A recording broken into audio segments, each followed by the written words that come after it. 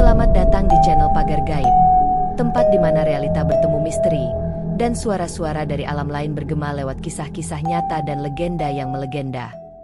Sebelum kita masuk ke cerita malam ini, jangan lupa untuk like, komen, subscribe, dan share ke teman-teman kalian.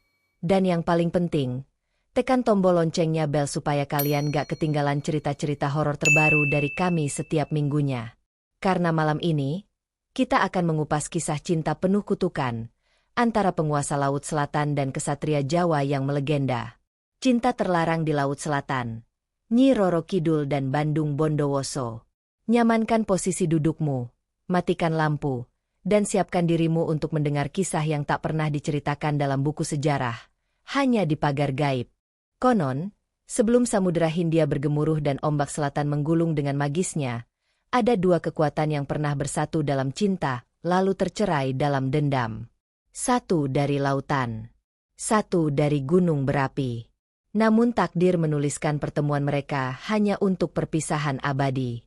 Di dasar Laut Selatan, jauh dari jangkauan mata manusia dan sinar matahari, berdiri sebuah istana yang tak bisa digambarkan dengan logika dunia. Dinding-dindingnya terbuat dari kerang bercahaya lembut, pilar-pilarnya dari karang zamrud yang menjulang hingga langit-langit laut yang gelap. Di tengah kemegahan istana itu, bersemayam satu sosok agung yang telah dikenal di seluruh tanah Jawa dan sekitarnya. Nyi Roro Kidul, sang ratu pantai selatan. Ia duduk di atas singgasana yang terbuat dari cangkang mutiara raksasa, dengan hiasan laut yang hanya bisa ditemukan di kedalaman paling misterius. Gaunnya memantulkan cahaya kehijauan yang berkilauan seperti sisik ikan duyung, dan rambutnya hitam panjang, bergerak mengikuti arus air laut yang lembut. Ribuan makhluk gaib, dari pasukan prajurit laut, putri-putri air, hingga penjaga gerbang samudra, menjadi pengikut setianya. Mereka tunduk bukan hanya karena kekuatan yang ia miliki, tapi karena wibawa dan keteduhan dalam suaranya. Ia memimpin dengan kebijaksanaan, memelihara keseimbangan antara dunia manusia dan dunia tak kasat mata yang tersembunyi di lautan. Namun di balik semua kemegahan dan kekuasaan itu, ada sesuatu yang tak bisa disembunyikan dari wajah sang ratu, kesepian. Setiap malam, ketika gelombang di permukaan tenang dan angin laut hanya menyisakan desir halus, Nyi Roro Kidul memisahkan diri dari para pengawalnya.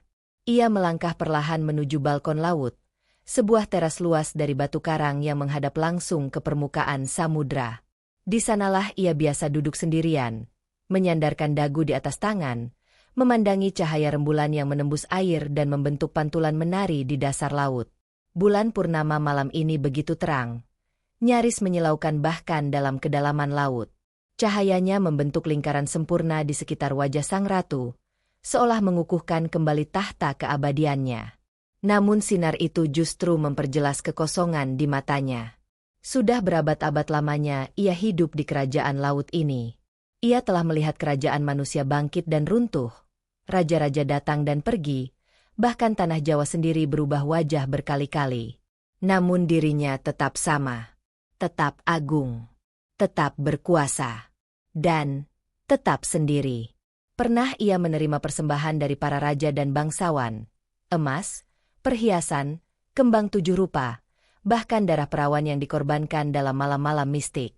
Namun semua itu tak ada artinya bagi hati yang tak pernah disentuh cinta sejati. Yang datang hanya ingin meminta kekuasaan, keselamatan, atau kejayaan dunia.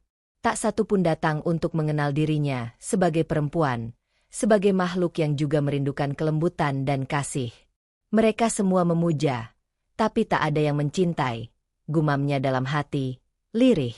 Suara ombak bergulung perlahan di kejauhan. Arus laut mengusap ujung-ujung gaunnya yang terhampar di lantai batu seperti kelopak teratai hijau. Di antara kesunyian, sekelebat bayangan ikan pari melintas, makhluk penjaga yang selalu mengawasinya dari kejauhan, tapi tak pernah cukup dekat untuk memahami kesendiriannya. Malam itu seperti malam-malam sebelumnya. Sunyi, hampa. Tapi ada kegelisahan aneh yang mulai tumbuh di dalam dirinya. Seperti bisikan samar dari masa lalu yang belum selesai, atau seperti janji yang belum ditepati oleh semesta. Nyi Roro Kidul memejamkan mata. Ia tidak tahu apa yang sedang ia nantikan. Atau siapa. Namun yang pasti, ada sesuatu yang akan segera datang. Dan malam itu, air laut terasa sedikit lebih dingin dari biasanya. Di sisi lain Pulau Jawa, Bandung Bondowoso dikenal sebagai kesatria sakti dari tanah api. Ia bisa memanggil jin, membangun 1000 candi dalam semalam, dan menaklukkan musuh hanya dengan tatapan. Tapi setelah kisah tragis dengan Roro Jonggrang, ia mengembara, mencari penebusan, mencari tempat untuk menyembuhkan luka hatinya. Sampailah ia di tebing pantai Parangtritis. Angin laut berembus kuat malam itu. Ombak bergulung hingga ke langit. Bandung Bondowoso berdiri di atas batu karang, dan dari balik kabut, muncullah sosok perempuan berpakaian hijau keemasan, berjalan di atas air seperti mimpi. Nyi Roro Kidul. Wajahnya cantik, matanya tajam dan teduh.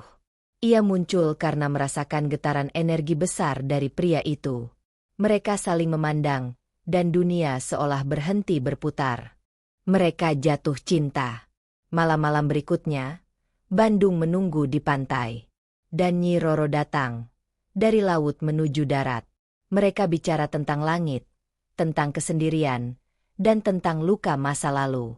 Namun cinta mereka tak mungkin dibiarkan tumbuh. Sebab dunia tak akan pernah menyatukan laut dan api. Alam punya hukum. Dan para makhluk halus di bawah laut mulai resah. Para penjaga samudera merasa ratu mereka mulai lemah. Nyi Roro mulai kehilangan kendali. Pikirannya terbagi. Maka satu malam, saat ia kembali dari daratan, para penjaga menyegel istana bawah laut. Ratu mereka dianggap mengkhianati sumpah leluhur, bahwa penguasa laut tak boleh jatuh cinta pada makhluk dari darat. Bandung Bondowoso menunggu.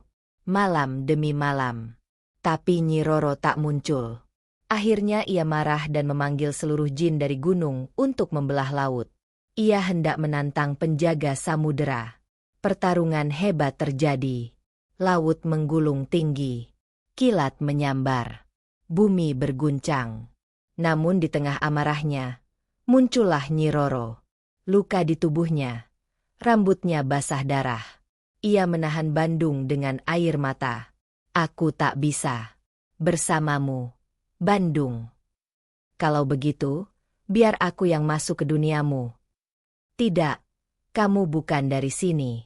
Kalau kamu memaksakan, dunia akan hancur. Mereka saling peluk, untuk terakhir kali. Lalu Nyi Roro melemparkan kalung laut ke dada Bandung, sebagai tanda cinta abadi, dan menghilang. Dalam ombak, dalam kesunyian. Di goa kecil di tebing Parangtritis, Bandung Bondowoso hidup menyendiri. Kalung pemberian Nyi Roro Kidul tak pernah ia lepas. Terbuat dari sisik naga laut dan batu karang suci, kalung itu menyimpan gema suara sang ratu. Setiap malam purnama, suara lembut Nyi Roro bergema dari kalung itu, menyanyikan tembang kuno yang hanya bisa didengar oleh mereka yang hatinya patah karena cinta. Bandung tak pernah pergi dari sana. Ia menjaga batas antara dunia manusia dan lautan gaib, menunggu tanpa tahu kapan bisa bertemu lagi. Tapi ia bersumpah satu hal. Jika laut memanggilku lagi, aku akan datang, apapun harganya. Di dasar samudera, istana Nyi Roro Kidul kembali bersinar, tapi ia sendiri kehilangan sinarnya. Pasukannya tunduk, rakyat gaibnya setia, tapi sang ratu tak pernah tersenyum. Kadang, saat malam-malam laut tenang, ia berdiri di gerbang istana, menatap ke atas, ke permukaan, berharap bayangan pria dari tanah Jawa itu muncul. Namun yang datang hanya ombak dan angin. Ia tahu, jika ia membiarkan dirinya kembali ke darat lautan akan marah. Tapi hatinya selalu berlayar ke satu tempat, goa tempat Bandung menyepi. Tahun-tahun berlalu, gunung-gunung meletus, laut menelan kapal. Tapi kalung itu tetap menyala di dada Bandung. Hingga suatu malam badai besar datang. Ombak menggulung tinggi. Kilat menyambar laut dan darat. Orang-orang di pesisir panik. Tapi di tengah gemuruh itu, Bandung Bondowoso keluar dari goa dan berdiri menghadap laut. Jika ini waktunya, aku siap. Dari tengah badai, muncul sesosok perempuan dalam balutan hijau bersinar. Nyi Roro Kidul. Rambutnya berkibar. Wajahnya dingin namun matanya berkaca-kaca. Mereka saling menatap. Dunia di antara mereka hancur. Tapi cinta tetap ada. Aku tak bisa membawamu. Bandung. Ucapnya. Tapi aku bisa ikut tenggelam bersamamu. Dan saat badai mencapai puncaknya, kilat menyambar tebing, air laut naik menelan semuanya. Keesokan paginya, goa itu kosong. Kalung laut tak lagi bersinar. Tapi di ujung pantai, di atas pasir, ada dua jejak kaki yang menuju laut, tanpa pernah kembali.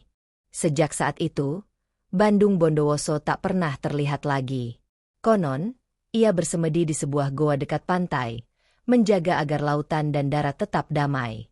Sementara Nyi Roro Kidul kembali ke tahtanya dingin, tak tersenyum, namun hatinya menyimpan nama satu lelaki. Kini, setiap orang yang datang ke Parangtritis dan memakai warna hijau harus hati-hati. Karena itu warna kenangan. Warna cinta yang tak bisa bersatu.